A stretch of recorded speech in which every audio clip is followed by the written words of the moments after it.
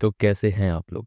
आज की वीडियो में हम मैथ्स में 90 प्लस स्कोर कैसे करना है जान रहे होंगे। Welcome to today's tech with Aviral. अगर आपने अभी तक सब्सक्राइब नहीं किया है तो please subscribe to the channel. Maths में अगर आपको लग रहा है कि आप 90 प्लस स्कोर कैसे कर पाएंगे, या फिर बार बार आपसे सिली मिस्टेक्स हो रही हैं, या फिर टाइम मैनेजमेंट नहीं हो पा रहा है, तो इन सब चीज़ों का आंसर आपको इस वीडियो में मिल रहा होगा। इस वीडियो में कोई भी मोटिवेशनल बातें नहीं हो रही होंगी, सिर्फ practical step by step road map आपको दिया जा रहा होगा। तो शुरू करते हैं। सबसे पहले हमें वो चैप्टर्स टारगेट करने हैं जो सबसे ज़्यादा मार्क्स लेकर आ रहे होंगे। तो कौन से चैप्टर्स हैं? ये 6 चैप्टर्स आपको पूरे तैयार कर लेने हैं। Statics, probability, real numbers, polynomials, coordinate geometry and application of trigonometry. ये टोटल चैप्टर्स आपको 33 मार्क्स दिला रहे होंगे। अगर ये आपने कंप्लीट नहीं करे हैं तो इनको पहले कंप्लीट कर लीजिए अपने बोर्ड एग्जाम से पहले। सेकंड टारगेट हमारा क्या रहेगा? अगर आपके चैप्टर्स कंप्लीट हैं तो मॉडरेट डिफिकल्ट चैप्टर्स से हम लोग आगे बढ़ेंगे, जो थोड़े चैप्टर्स डिफिकल्ट हैं। डिफिकल्ट चैप्टर कौन से हैं? सर्किल्स, जो कि आपको 8 मार्क्स दिला रहा होगा। सरफेस एरिया एंड वॉल्यूम, जो आपको 6 मार्क्स दिला रहा होगा। And area related to circle, जो आपको 4 मार्क्स दिला रहा होगा। तो 18 मार्क्स आपको यहाँ से मिल रहे होंगे। थर्ड टारगेट, इसके बाद हम लोग कुछ और हाई एफर्ट्स डालेंगे जिससे आपको ऐसे चैप्टर्स मिले जो आपको कुछ ज़्यादा रिवॉर्ड्स दे रहे हो, कुछ ज़्यादा मार्क्स दे रहे हो। जैसे कि इनसे ज़्यादा इन चैप्टर्स में थोड़ी ज़्यादा मेहनत लगती है, लेकिन अगर तुम्हें 90 प्लस स्कोर करना है तो तुम इनको इग्नोर नहीं कर सकते हो।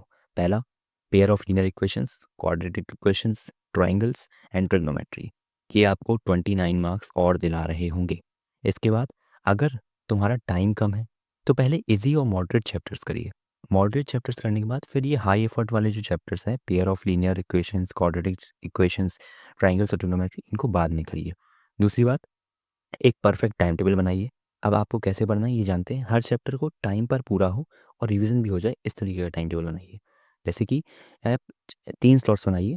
एक 1 से 6 आवर्स का, जिसमें आप मेन सब्जेक्ट रिवीजन कर रहे होंगे, जिसका आपका एग्ज़ाम्स 15 या सबसे पहला एग्ज़ाम जिसका भी है। उसके बाद स्लॉट 2 में आप 2 से 2 घंटे दे रहे होंगे, 2 से 3 घंटे, जिसमें आप उस पेपर के क्वेश्चन पेपर्स लगा रहे होंगे। इसके बाद जो आप 3 घंटे बचे हैं उसको 3 या 2 घंटे आप दे रहे होंगे नेक्स्ट एग्ज़ाम की प्रिपरेशन के लिए। उसके बाद एग्ज़ाम शेड्यूल मैथ्स के लिए कैसे बनाएँ, आप अगर और सब्जेक्ट्स को साइड में रखते हैं तो मैथ्स के लिए एग्ज़ाम शेड्यूल कैसे बनाते हैं वो देखते हैं। जैसे आप सुबह उठते हैं तो 7 AM से 1 PM तक आप मैथ्स का रिवीजन कर लें और जो आपके फॉर्मूला शीट्स हैं उनको कवर करें। उसके बाद अगर आपके पास फॉर्मूला शीट्स नहीं है तो आप कमेंट करिएगा, मैं आपको फॉर्मूला शीट्स की PDF प्रोवाइड करा दूँगा। उसके बाद 2 PM से 4 PM तक आप सैंपल पेपर सॉल्व करें मैथ के। 5 PM से 7 PM तक आप एक नेक्स्ट सब्जेक्ट जिसका आपके साइंस या SST या फिर जो भी सब्जेक्ट है उनको आप रिवीजन कर रहे होंगे। इस मिस्टेक्स आपको नहीं करनी है, लेट नाइट तक नहीं पढ़ना है। सिर्फ एक सब्जेक्ट में मत फंसो कि आप सिर्फ सोशल पढ़ रहे हैं तो सोशल ही पढ़ते जा रहे हैं, मैथ पढ़ रहे हैं तो मैथ ही पढ़ते जा रहे हैं। हर सब्जेक्ट इक्वल नंबर का आ रहा है। अगर आपकी मैथ्स कमज़ोर है तो आप उस सब्जेक्ट को ना छोड़ें जो आपका सब्जेक्ट आपका पहले से स्ट्रॉन्ग है। फॉर्मूला सीट्स आपको बिल्कुल अच्छे से याद कर लेनी है।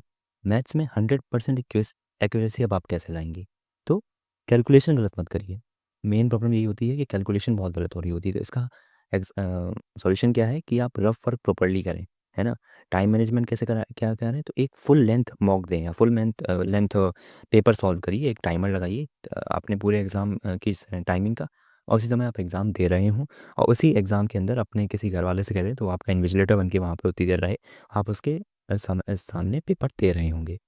दूसरा, फॉर्मूला शीट्स आप रिवीजन रोज़ करिए। रोज़ सोने से पहले एक बार और उठने के बाद एक बार रिवीजन फॉर्मूला शीट्स का पक्का करिए। इसके बाद लास्ट डेज़ में पैनिक मत होइए। जितना पढ़ लिया है सिर्फ उतना ही पढ़िए, कुछ एक्स्ट्रा पढ़ने की कोशिश मत करिए।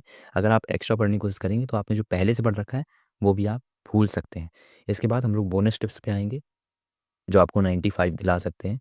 एनसीईआरटी यहाँ पर आपकी बाइबल और गीता की तरह वर्क कर रही होगी। सैंपल पेपर्स आप ज़्यादा से ज़्यादा लगाने की कोशिश करें।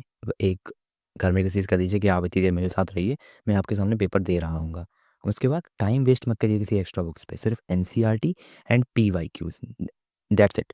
उसके बाद एग्ज़ाम के 10 दिन पहले सिर्फ मॉक टेस्ट या सैंपल पेपर्स दे रहे हों।